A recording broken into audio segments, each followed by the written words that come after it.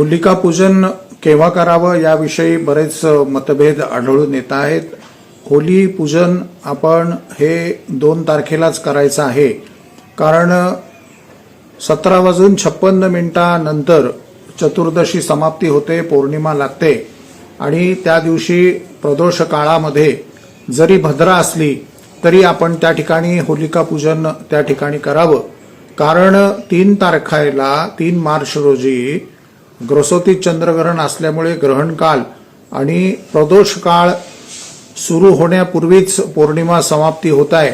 त्यामुळे धर्मसिंधूमध्ये याविषयी विशेष वचन आलेलं आहे की आपण पौर्णिमेच्या प्रदोष कालामध्येच होलिकेचं पूजन दहन त्या ठिकाणी करावं आणि त्या संदर्भामध्ये होलिके पूजेचा जो सामान्य विधी आहे, शुभासने उपविश्य आपण शुभ आसनावरती बसावं, पूर्वेकडे मुख करावं, आचमन प्राणायाम करून अत्यंत सुंदर अशा सारवलेल्या जागी होलिकेची मांडणी त्या ठिकाणी करावी.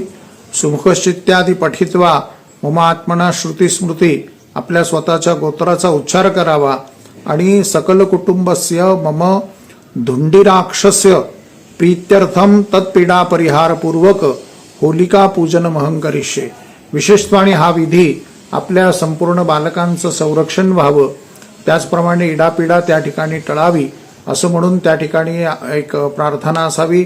मग आपल्या कुलाचाराप्रमाणे कुलपरंपरेप्रमाणे तिथे पुरणाचा नैवेद्य, काही ठिकाणी अन्य दूध वड्याचा देखील नैवेद्य त्या ठिकाणी असतो. ज्या परंपरेत आपण आहो सामान्यतः पुरणाचा नैवेद्य हा होळीला दाखवला जातो. नारळ तिथे टाकण्याची परंपरा देखील आहे. नारळ नसल्यास त्या ठिकाणी खोबरं देखील अर्पण करण्याची आणि खोबरं भाजून त्याचा प्रसाद घेण्याची पद्धत आहे. त्यामुळे 2 तारखेलाच आपण पूजन करावं. ग्रहणाचा विधी हा स्वतंत्र आलेला आहे, तो 3 तारखेला जातोय.